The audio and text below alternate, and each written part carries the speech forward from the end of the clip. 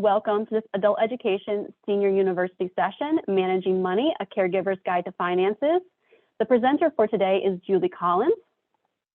Julie is the Northwest Indiana Program Manager for the Greater Indiana chapter of the Alzheimer's Association. She has worked with the senior community for many years and has a passion for helping those affected by Alzheimer's and dementia, as well as their caregivers. She enjoys working with her volunteers and sharing the free resources offered by the Alzheimer's Association. In her spare time, Julie loves spending time with her husband and 3 teenagers, gardening, hiking at the Indiana Dunes, and volunteering in her community. Welcome, Julie. We are very glad to have you with us today. Thank you for having me, Amanda. So again, as Amanda said, this program is called Managing Money, a Caregiver's Guide to Finances, and it's sponsored by the Alzheimer's Association. So the steering committee to create this program includes AARP, Bankers Life, Edward Jones, National Hispanic Council on Aging, Raymond James, SAGE, the Balm and Gilead, TIAA, Wells Fargo, Stanford Center for Longevity, Consumer Financial Protection Bureau, National Alliance for Caregiving, National Caregiver Action Network, Mary Margaret Lehman, who is a care partner, and then we have Jeff Borgoff, who is a person living with the disease. So today our learning objectives include learning how to describe how caregiving affects finances. We're going to list the legal and financial documents caregivers should put in place. We're going to prepare for useful discussions about financial decisions and planning, identify steps to lower the chances of financial abuse and fraud, and begin to create a backup plan in case you can no longer provide the care that you may be providing now. So let's talk about some key terms. A family member, friend, legal guardian who supports someone with their health needs and well-being is a caregiver or care partner. We can say either one. And someone who manages money or pays for the expenses or another person, also caregiver or care partner. Finances, money and things that are worth money. Financial literacy is understanding how to manage money, from handling day-to-day expenses to planning for the future. So let's talk about the costs of caregiving. So financial literacy is especially important for caregivers because it provides them with the knowledge and skills needed to better support themselves and others. So let's check your knowledge. If you're willing, if you could put in the chat box your answer, what percentage of caregivers have out-of-pocket costs as a result of caregiving? Amanda, I'll count on you to let me know if anyone has an idea of what percentage of caregivers have out-of-pocket costs as a result of caregiving.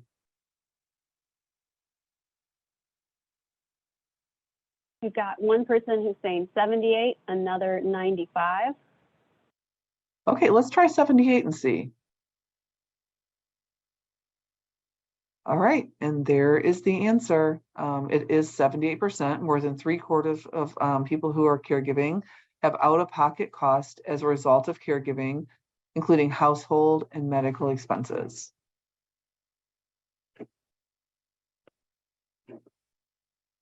So the impact on employment. Caregiving may affect employment. Many caregivers end up reducing hours, taking time off, retiring early, or sometimes they even have to quit their jobs. So this could increase debt for the caregiver, make it harder to save for retirement, or it might mean cutting back on other costs. So I'd like to share some thoughts from a caregiver. So some of the sacrifices I've had to make financially due to having to care for my mom were things like paying for some of her care, doctor visits in some cases, clothing, to try to limit the spend down of her money. So I supplemented where I could, and then retired early, which impacted my income to continue to care for her, and then looking into getting a part-time job to supplement her memory care, facility care.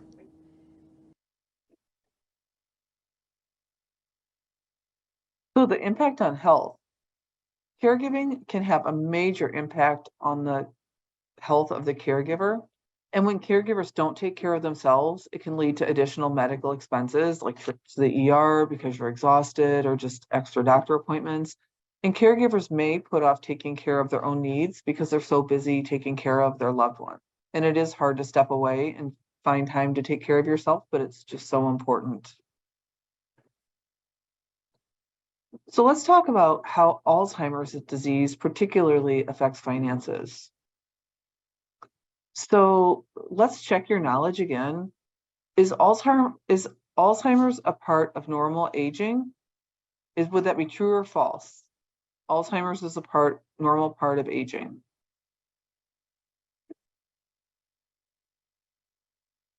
I see one false so far in chat. Awesome. And Alzheimer's is a progressive and fatal brain disease. It is not a normal part of aging. So one more, Alzheimer's only affects a person's memory. So does Alzheimer's only affect a person's memory? Is that true or false? It's false, thank you. Alzheimer's impacts a person's memory, thinking, and behavior. This includes their ability to manage money.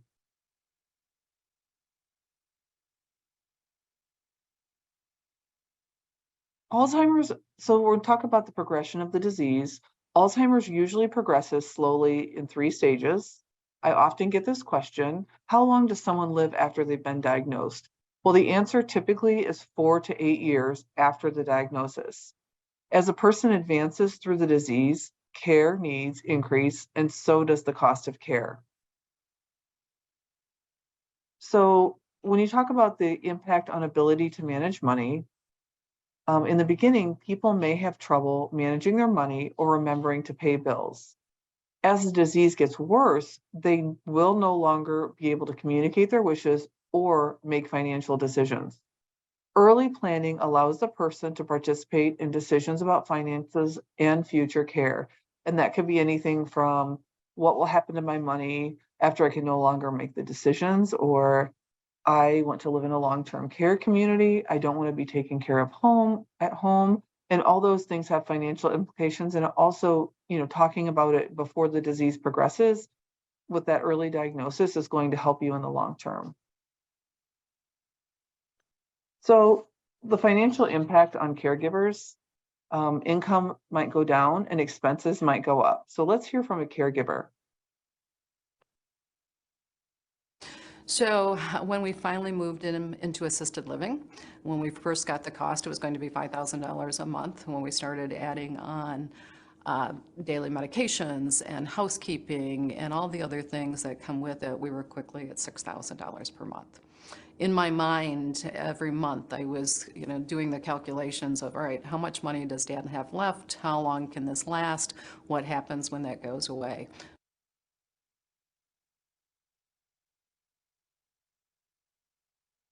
So we definitely have some unique challenges for dementia caregivers. Caregiving for a person with Alzheimer's or another dementia poses other unique challenges as well. Dementia caregivers spend more than $11,000 a year out of pocket on caregiving costs. That's nearly twice as much as non-dementia caregivers. So $11,000 is typical for a caregiver of someone with dementia to spend out of their own pocket. So these challenges, along with the stresses of caregiving, can lead to increased depression and anxiety of our caregivers. 30 to 40% of caregivers for people living with dementia experience depression, while 44% experience anxiety. Because about 2/3 of dementia caregivers are women, they are more likely to experience the stress of caregiving. Let's learn about some other caregivers who face unique challenges. We'll start with another knowledge check. Okay, so people younger than 65 can develop Alzheimer's. True or false? I have a true in the chat so far, another true. Okay, and it is true. People younger than 65 can also develop Alzheimer's, but it is much less common. But you can have it in your 40s, 50s, and again, it's less common, but we do see that sometimes.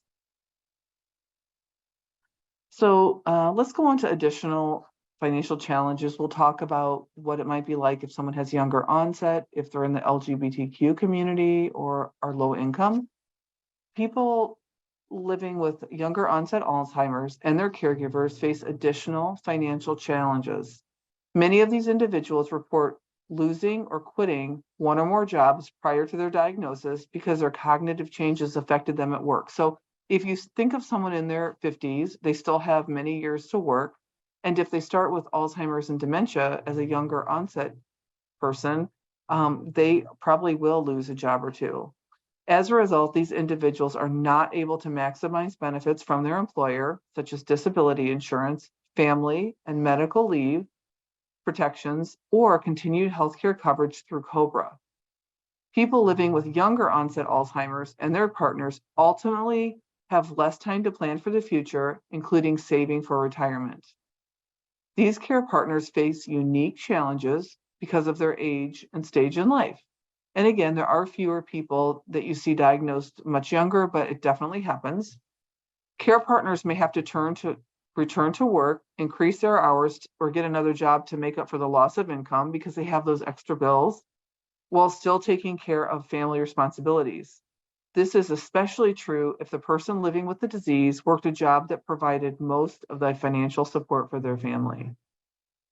Many of these care partners will have children at home and face increasing costs associated with raising a family. And then when you get to college and all of the other things that are expensive raising a child, the Alzheimer's might be hitting at the same time. Because of the financial strain of the disease, they may no longer be able to start or continue saving for their children's education, family vacations, or hobbies. And due to their age, these care partners may still have financial obligations, and it might be difficult to be a caregiver. And many resources for assistance and support require that an individual is 65 or older to qualify for these things. So there's another difficulty when you have it younger. And there is a 2-year waiting period between when a person is placed on Social Security disability or SSDI and when they are eligible to receive the benefits. Care partners for these individuals, again, face unique challenges. And when we talk about the LGBTQ community, people are more likely to be single. They often live alone and are less likely to have children. A person living with Alzheimer's will eventually need someone else to take care of paying the bills and making other financial decisions, along with just taking care of regular everyday things that happen. And financial plans help make some non-related caregivers, like you want to do the financial plans ahead of time so the person can access some money when the person needs help managing it. So when we talk about the low income community, they're less likely to be financially prepared for the cost of caregiving. They may have fewer opportunities to save for the future. They may struggle to pay bills, cover medical expenses and care costs, and they may already have increased debt before they have to start the caregiving. So added caregiver stress, but less ability to pay for resources that can provide relief. Many, they may qualify for services that are offered at little or no cost at a reduced rate. Are there any questions so far, Amanda? So far, we do not have any questions in the chat, but if you do have a question, please feel free to add it there and we will definitely respond to it. Okay, thank you, Amanda. So let's talk about the benefits of early planning, and we have another check your knowledge. Who can benefit from putting financial plans in place for the future? People with a lot of money, people retiring soon, caregivers, low-income households, or everyone. And I bet I'm just going to take a guess and say everyone is going to guess everyone, because as we were talking about, every single person who is a caregiver, no matter what their situation, is going to be affected. So it's definitely everyone.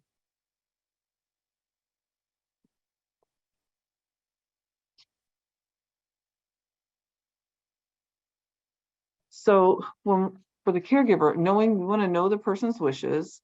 We want to feel more confident in making important decisions, knowing how to handle financial issues and pay for care, and less chance of making costly or unwise decisions. So I'd like to play a clip from a caregiver for you. My mother, by putting plans in place early, that really helped me because it gives me a sense of confidence that I'm doing the things that she really wants to be done. It allows me to not have to worry about decisions that I make because my mother has already laid out the plan. She's stated her wishes, and my role is really to execute those plans. I have found that making decisions for my own situation can often be difficult. And so it's even harder to make decisions, especially when it comes to medical decisions, financial decisions, to have that responsibility of making those decisions for someone else can be very, very difficult. So in that my mother was so prepared and had laid out financial plans and really had a structure around her life, that has really allowed me to be less anxious as I perform the caregiving role.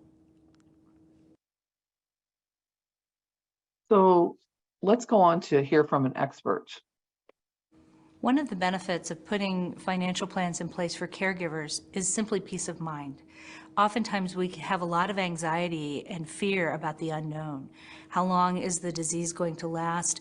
What are the care needs going to be? When we think of all of those things that we might be apprehensive about, and we put plans in place for if this happens, here's how we'll handle it. And we really think through, here's what's typical with the disease, here's what I need to be thinking about, and here's my plan for that. It can be such a gift to the whole family because people can settle in and focus on, here's what I need to focus on today, here's what I need to think about right now, without the weight of the what ifs hanging over their head. So again, it is difficult to talk about money, but it's good for the person to have the reassurance that others will know their wishes and will follow them, and they'll have the relief from knowing that things are in place like legal and financial plans, because that can also be a huge stressor if someone doesn't have that in place when they're having, on the journey of Alzheimer's. So when we go into conversations about finance, when we talk about financial discussions, talking about money can make people feel so anxious and very uncomfortable. And it's really hard to start the conversation. I'm not sure if any of you have had that experience where, again, it's one of the hardest things to talk about. And then when you add in an Alzheimer's diagnosis, it makes it even more difficult. So to feel more confident when starting a discussion about finances, it can be helpful to write down your goals and what financial documents you will want to review or discuss. Include trusted family members or close friends. Choose a calm time of day and a quiet place, because sometimes people with Alzheimer's can get overstimulated. Maybe they're better a certain time of day. So definitely choose the time of day that is best for them, and encourage honesty within the family. So it might be, again, difficult to start the conversation, but just being very honest while the person still has the ability to make decisions is super helpful. And don't rush the person. Take your time. If it takes 3 hours instead of the hour you had planned, it'll be better in the long run. And know that it can be hard to ask for help managing finances, especially for someone living with dementia. You want to ask about the person's wishes. Don't judge the person and their decisions, because again, they're under a great deal of stress and you kind of have to go with whatever they think is best. If the person has difficulty communicating, you want to speak in short sentences and then pause to make sure they understand what is being said. If the conversation becomes stressful, stop and try again later. And whatever you do, one of the best things is to try to end on a positive note, because again, there might be some stressors during the conversation, but if you can end on a positive note, everyone will feel better. And then even though you've already had the conversation, you want to check in regularly just to make sure that the person, that you're all on the same page. And I'd like to play a video from a caregiver for you. Advice I'd have for other caregivers if the conversation about finances doesn't go well at first is to keep trying. It took a while for my mom to come around, and I was exasperated. I would try to catch her at a good moment, and sometimes she'd give me a little tidbit here or there, so it might take time to just pull it all together. It's sort of trying to understand the moment if you're having a good time. What I did also was to bring up friends. My mother was very empathetic, so if I'd say, oh, remember so-and-so?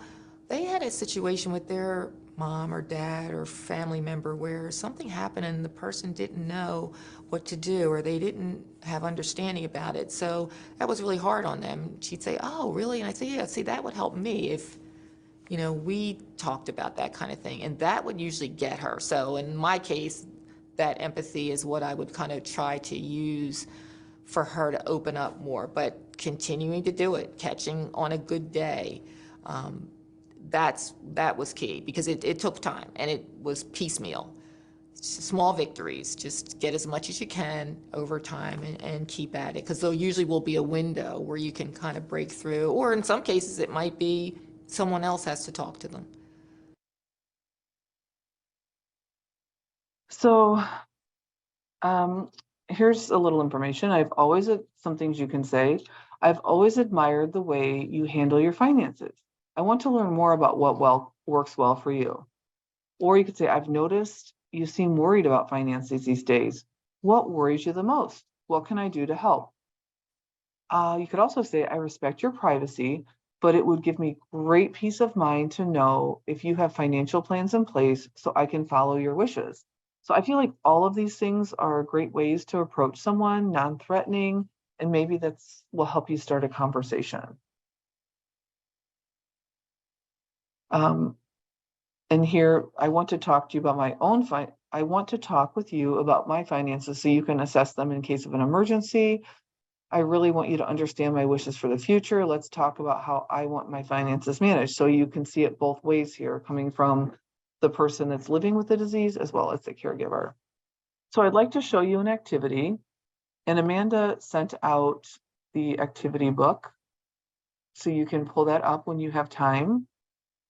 And this worksheet will walk you through the steps I just described, including your goals for the conversation, the financial documents you want to review or discuss, the people who should be involved in the conversation, and the best time and place to talk. We won't take the time to fill out all these steps today, but I encourage you to complete them later. And even if you're not a caregiver right now, these are really good things to think about. So if you ever become one, you have a good idea on how to act and what action to take. So financial abuse, this is something no one wants to think about, but unfortunately, as many of you know, we all get the phone calls trying to get us to give money. There's all kinds of financial abuse going on. So let's check your knowledge. On average, how much money do Americans age 80 and older lose each year as a result of financial abuse, fraud, and scams? Is it $5,200, $10,500, $15,700, $39,200? Any thoughts on this? It's not good. It's gonna surprise you, I think, when you see the number. We've got one for the 39,200.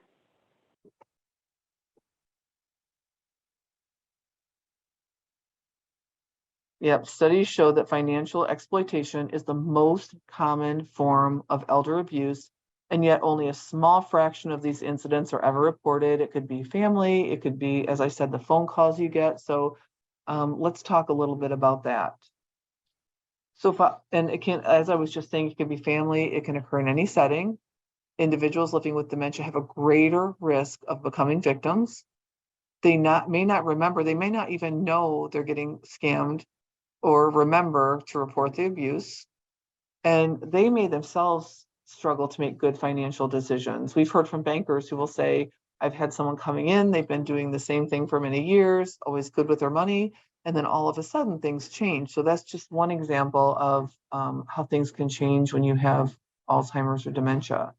So let's hear from an expert. People living with dementia are more susceptible perhaps to fraud and financial abuse than other people because they have a disease that's attacking their brain. And so their ability to solve problems, to think about things logically, to have insight may be impaired, and they may be able to be tricked by people they trust or people who seem nice or seem trustworthy in a way that they wouldn't have been at an earlier time. So let's talk about some signs that a person might be having problems with money. If you see a pile of unopened bills, electricity, gas, or other utility get shut off because the bills were not paid, unusually large purchases, buying the same thing more than once, or buying things they don't need, like dog food when the person doesn't have any pets, or if you have, massive amounts of toilet paper, like maybe they never had before, giving money to every telemarketer who calls, it goes back to those phone calls, or sending money in the mail to every company who asks. This, they might give money to the same person or company multiple times. And once someone knows they're going to do that, it becomes even more of a problem. Or missing money or unexplained withdrawals from the bank. So to lower the risk of abuse for fraud, as caregivers, there are simple things you can do to reduce the person's risk of financial abuse and fraud. You should include the person you are caring for in this process as much as possible so they can help decide which safety measures should be put into place. And again, this is for anyone really, can fall victim to fraud, but again, people with dementia have an even higher rate of this. So agree to a charge spending limit on credit cards. So then if someone ends up taking the credit card, that will come to an end very quickly. And also the person won't be able to abuse it themselves if they forgot that they were charging over and over. Create a separate account where you can keep a small, agreed upon amount of money that the person can use for recreational activities like meals with friends. Set up auto pay for bills instead of paying them by check. You can do this through most banks or through the company sending the bills. And sign up to receive automatic notifications for withdrawals from the bank accounts or large charges to credit cards. If you set a charge spending limit and the person spends more than that, the bank or credit card will let you know right away. Request electronic bank and credit card statements and watch for unusual purchases or changes in how the person typically spends money, and sign up for the do not call list at donotcall.gov. Again, sign up for the do not call list at donotcall.gov. And ask credit card companies to stop sending balance transfer checks and opt out of future solicitations. So in your handouts, you're going to find something, and it's titled Avoiding Financial Abuse and Fraud. And let's take a quick look at that. So one of the things that I did, video first. My father was very proud. He really didn't want to admit that he had Alzheimer's. So I wanted him to be able to continue to feel good about himself. So I actually set up a checking savings account for him that was joint with me. Because again, I had power of attorney, so I could move things around a bit. I made sure that he always had $200 in that account. Everything else was protected, and he really didn't have access to it anymore. But he didn't know that because he still had that $200. A couple of years into his diagnosis, he actually had somebody stop at his home. He was outside working in his yard. They came by, a couple, old car, pulled up to the driveway. They had a child with them and said their child was ill. And they said they needed money for health care for this child. My father was always very generous as he became older and as he became more impaired with Alzheimer's. He became more generous. And so his inclination was to help this couple. They took him to the credit union. They asked him to withdraw all of his funds, so he did. He had access to that $200 that he knew about, and he gave it to them. They left him there in the parking lot, and he walked home. So it was really awful that that happened to him, but his money was protected because of the safeguards that we had put up. Everything else was still there, and I was able to replace that $200.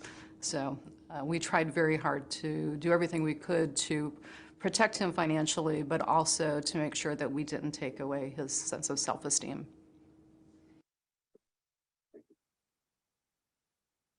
Okay, so let's look at the activity I mentioned before. Okay, and again, this is in the workbook that Amanda sent out. And this worksheet summarizes the tips I just mentioned before the video and also lists steps you can take if you suspect financial abuse or fraud. You can refer to it again later as you begin to complete these steps. It's okay to do one step at a time. Each step you take is going to make a difference in the level of the possibility of something happening to your loved one. And this is something great to share with everyone because, again, anyone can is at risk of fraud these days. All right, let's talk about identifying legal and financial needs. So let's look at income and spending. So there's some things you can do. Write down cash in, cash out, see if there are places to cut back on spending, and build up saving for unexpected care costs. Even $20 a month, whatever you can personally do, it might help in the long term. One thing that I would suggest is when you have those monthly bills is to call. I had cable and I said, hey, I can't pay this amount when I'm looking at all of the bills that we had. And they didn't want to lose me as a customer, so they reduced the cost of the cable. Also, the medical bills, even though you get a demand for payment for a certain amount of money, call them, go on the payment plan, talk to the hospital about a payment plan, talk to the different utilities. I was on a budget for heat. I was on a budget for electricity. Reach out and ask. And don't do all those calls at one day. Break it up and do one at a time so you don't get overwhelmed with it. Okay, take inventory of assets and debts. Assets are anything owed that has value, like a house, car, bank account, or stock. And debt, money that is borrowed and paid back over time, like credit cards and loans. Identify the cost of care, ongoing medical treatment, prescription drugs, personal care supplies, adult day services, in-home care services, or full-time residential care services. So if you end up having someone come into your home to provide care, or if you end up putting your loved one in a long-term care setting. So you want to make arrangements for ongoing financial responsibilities like paying bills, arranging for benefit claims, making investment decisions, and preparing tax returns. So let's look at the activity we have here. Okay, so if you look at this, this is a budget kind of covering costs. So you want to create your monthly budget.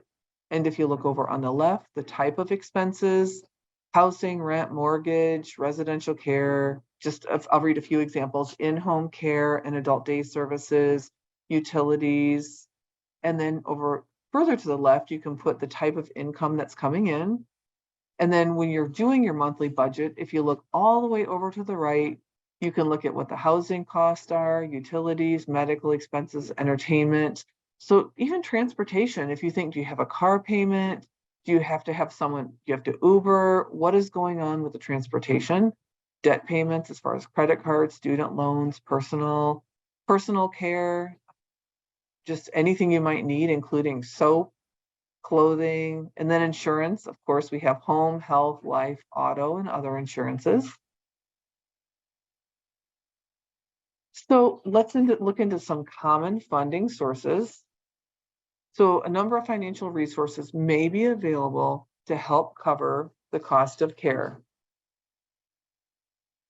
So if you look at personal resources and income, personal resources like income, like 401k or other retirement accounts, savings, stocks, bonds, and personal property, federal funding, such as Medicare Parts A, B, and D, veterans benefits, Social Security disability insurance, and compassionate allowance initiative.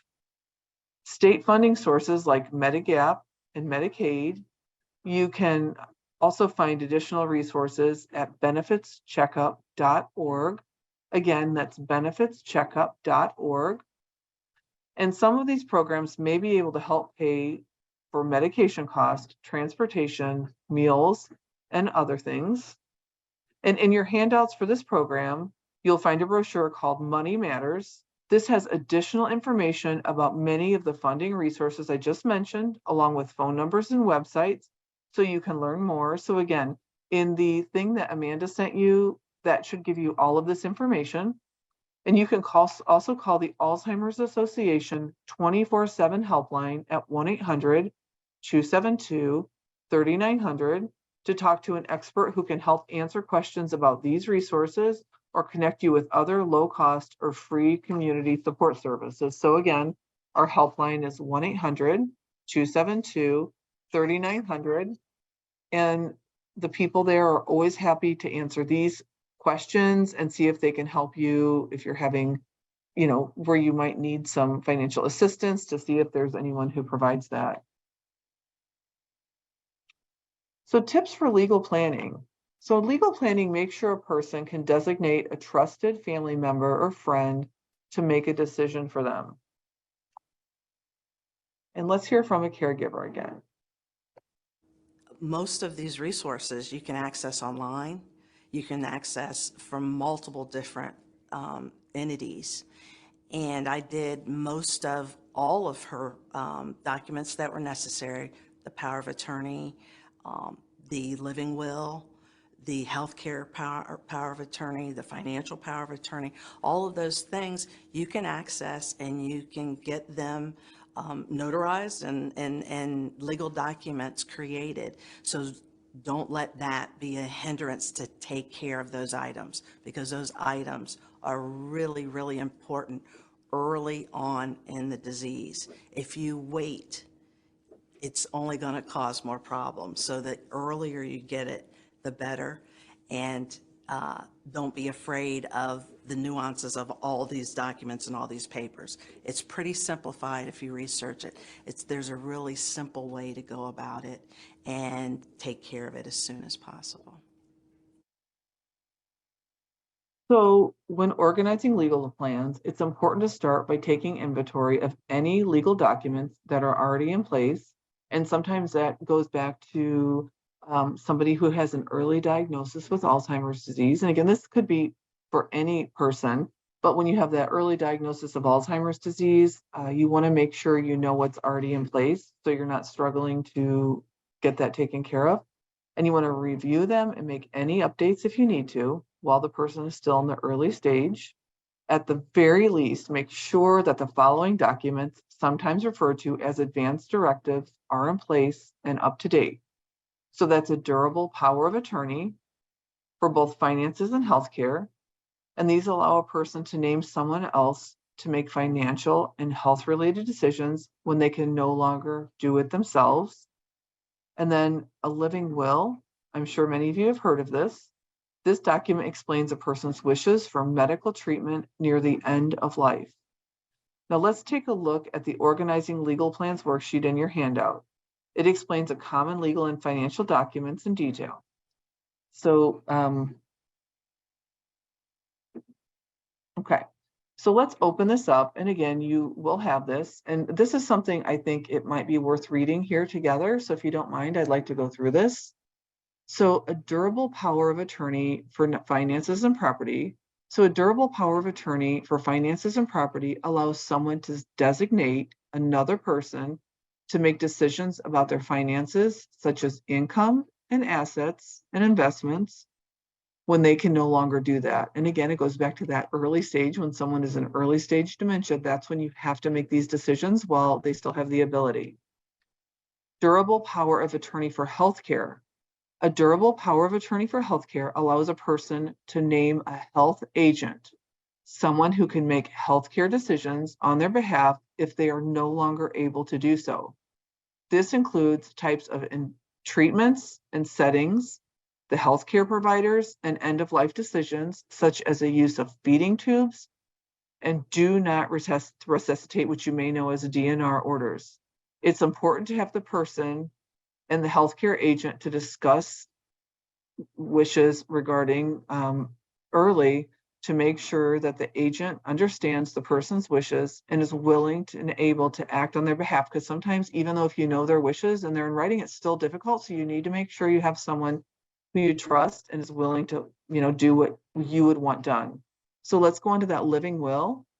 A living will expresses a person's wishes for what medical treatment they do and do not want near the end of their life, such as life-prolonging treatments. So do you want to be put on a respirator? There's all kinds of questions.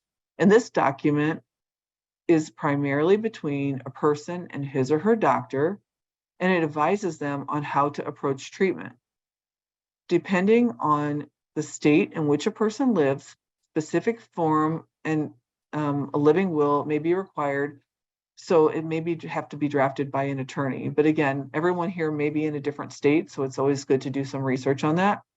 So a living trust provides direction about a person's property and assets. It allows an individual to pool financial resources into one place, which is called a trust, and provide instructions to another person, and they're called the trustee, on how to handle these resources when they are no longer able.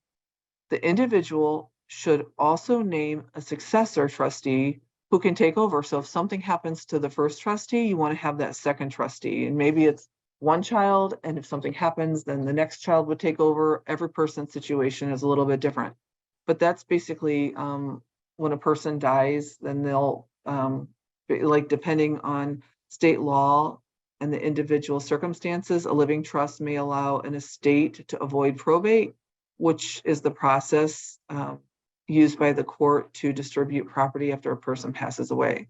So the last thing, I know it sounds like a lot, but these are just such important things to know. So I thought maybe it'd be good to read these, but they are also in your packet that Amanda sent.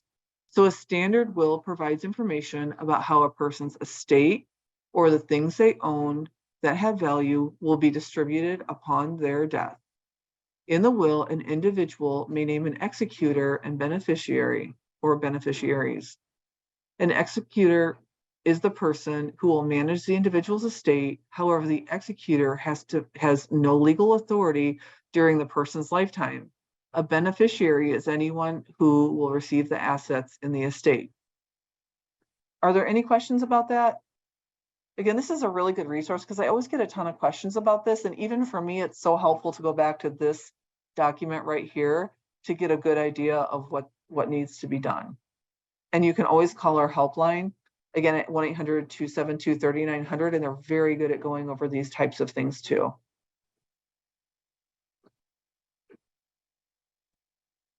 It looks like there might be some things in chat, Amanda. Is there anything in the chat we need to do? Okay. Yes. So we have a comment that this is an excellent resource. And then we had a comment from a little bit earlier, but it might also fall into this category as well. In early planning, some communities of people don't talk about their businesses with their family. In that case, what would you do? Okay, that is a very good question. And some communities, for sure, this is the truth. But I just can't express enough, even though it's super difficult. I think for all people, talking about money is very difficult, putting these things in place, because you're talking about death. Like when you're in a situation, I can promise you it is worth, even though you'll be very uncomfortable, it is worth it to do. Because let's talk about health power of attorney. If your loved one ends up in the hospital and you have to make a decision, you need that health power of attorney. So there are some real benefits to feeling a little bit uncomfortable. And it is a terrible feeling. That's all I can say, is that I totally agree with you. No one loves to talk about this stuff. And it's also talking about the end of someone's life that you love. It's terrible. It's a terrible feeling. But when you're done, you feel so much better. It's good. I can promise you, when you're done having this tough conversation, even though, and I'm not sure, whatever community you're from, but it's good to know that at the end, if you get through that difficult portion, you're going to be in a better place. for your health, legal finances, financial, you're just going to be in a much better place. And I can promise you it is worth doing this, because on the other end, you'll feel so much better and safer, and your family will be in a better place too long term. So that's one way you could approach it. You could say, I know we don't talk about these things in our community or in our family, but let's go ahead and do this, because I want to show you these things. Let me show you why we need to do this and why it's going to be better if something happens to me long term, and you won't have to worry about things. So I don't know if that answers your question. There isn't a perfect answer to that, except that I can promise you it's the right thing to do, and it'll make things easier for your family if you pass away. Another question is there anything that can be done if the person suddenly becomes debilitated, such as from a stroke? Does the spouse automatically become the person in charge? I think so, but that is a good question. You can call our helpline to get clarification on that. And you can also, speak to an attorney. And some of these things, you can call our helpline, but you might also want to speak to an attorney, because that's how important it is to have that trust ready or the will. But having something in writing like that power of attorney for healthcare, that, if you give that to your spouse or your child, then they can kind of take over when that happens. That's exactly a perfect example that you just gave, because it's just like having dementia, because it's kind of like a stroke. Once you have that, or you're deep into the dementia diagnosis, you can't make these decisions. But if you do a power of attorney for healthcare, now, like tomorrow, if you go do this, then you know who's going to be taking over. There's no doubt, because it's a legal document it's in writing who you want to take over and what you want to happen and who you trust. So hopefully that answers your question. Other questions? In so many cases, care for the elder devolves onto one child, and asking for help from siblings is futile. Are there any suggestions for how to get help from your brothers or sisters? Okay, so I know I keep saying calling the helpline, but they have master's level clinicians, and this is what they do all day long. This is not uncommon in situations as a person gets older, especially with dementia. There's one person that lives in the same city or becomes the caregiver just by the location. And sometimes people will find it too difficult. Like another sibling will say, I just cannot do this. This is too hard. I can't watch my dad, change. I can't watch the changes. So they just will step back and not help. Or it might become a money situation where someone doesn't want to spend the money on long-term care because they want the money. So there's all these situations. So this happens all the time. I will call our helpline and speak to someone there, because they will be able to talk to you about how to bring your family together, how to ask for help. Like, they'll give you a lot of details on how to do this, because what you just asked me is so common. I'm really glad you asked that, because often people feel very alone when they're the only caregiver. And sometimes they feel a little bit resentful to the siblings who are not helping at all. So it's a tough one. So I'm glad you asked, but again, call that helpline, call as soon as we're done here and talk to them about that, because they're very good at helping, and they'll give you some excellent ideas to, get over that hump and deal with that challenge. There was a response from another participant to that question, where the participant says, I have asked to meet with my siblings weekly for a discussion on how we can divide the support. That's excellent. That is excellent that you're doing that weekly. And that not everyone is even willing to do that. I mean, I actually hear this. I speak to people on a weekly basis who have similar concerns. Something else I would suggest, we have support groups all over the country. So Amanda, I know you and I are local. So we do have a support group in Gary, Indiana, that takes place I'd have to look, but it takes place on a Thursday night at St. Timothy's in Gary at 6 p.m. And you'll meet other people who might be in a similar situation, and you can share ideas. So support groups are a great idea. You can do them virtually. You could do them in person. We also have one in Dyer, Indiana, Michigan City, Valparaiso. And you can also contact me. Amanda has my information, or again, that helpline is a great resource. So to find professionals near you, you can visit these resources. For legal, you can visit the Community Resource Finder. If you see on the top line, it says Alzheimer's Association and AARP Community Resource Finder, and that can be found at alz.org/CRF. And when you go there, you'll be able to put your zip code in. And let's say you're looking for an elder law attorney. You can click that button, and any elder law attorney who provides services and is registered in the area will come up. Or you might be looking for transportation, home health care. You might be looking for some of our free Alzheimer's Association educational programs like this. Or you might find a free AARP program. So it's free to go on there. Elder Care Locator, and that could be found at eldercare.acl.gov. And then the number is here also. National Elder Law Foundation, Legal Services Corporation, and American Association of Elder Law Attorneys. And for financial, Association of Financial Professionals, Association of International Certified Professional Accountants, Consumer Credit Counseling Services, and U.S. Bankruptcy Court Trustee's Office. These are just a few of the things. So creating a backup plan, talk with friends and family about who could take over different caregiver responsibilities. And quite honestly, during COVID, it got even more difficult because people would be the only caregiver and then they would get COVID and then they call and say, I don't know what to do. So then they would have to look for home health. So it's always good to think about these things ahead. So if you need home health, you can find someone ahead of time before something, if you got sick or ended up in the hospital for a week. Consider assigning responsibilities to more than one person. Designate a trusted backup agent for the person's power of attorney. Again, that goes back to if something happens to the first one, then you have a second. Keep an up-to-date list of medical information for the person, including medications, contact information for doctors and anyone involved in the person's care. So personally, when I go with my dad to the doctor, we always have his list. We type out a list of all the medications and how much he's taking, and then the contact information for all of his doctors and anyone else, for cousins that might want to know, or my sister. So every person involved that cares for my dad or your person has that information right there. I can tell you, when you end up in the hospital, that is so helpful when you have to go to the emergency room to be able to hand that over. And if each loved one has that, you'll be golden. It just helps so much. So as a caregiver, the best thing you can do for the person you're caring for is stay physically and emotionally strong. You've got to visit the doctor regularly, just not your person.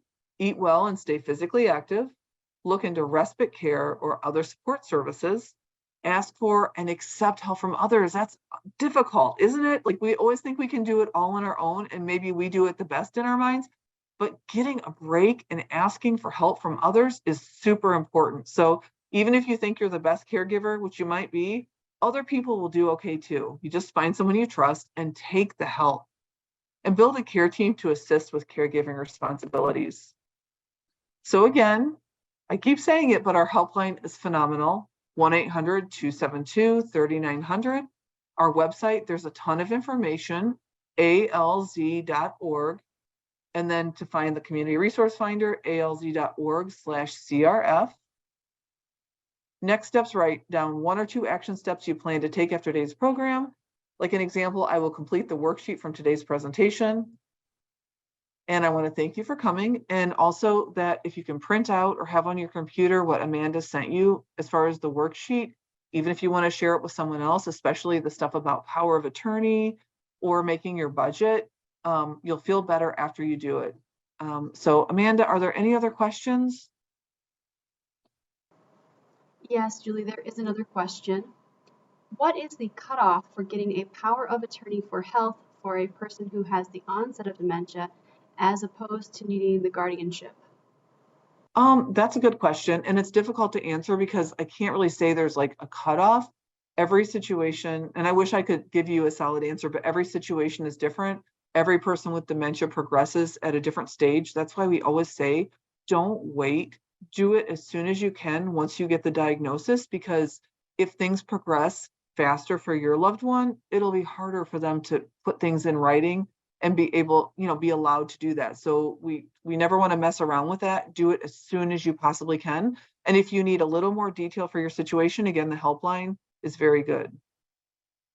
Thank you, Julie, so much for sharing this information with us today. We have a lot of comments about how informative this presentation was and helpful. Thank you, Amanda. And if you don't mind me saying, we just never want anyone to walk this journey alone. It can be difficult and lonely and isolating, and we never want you to walk it alone. So please let us know how we can help.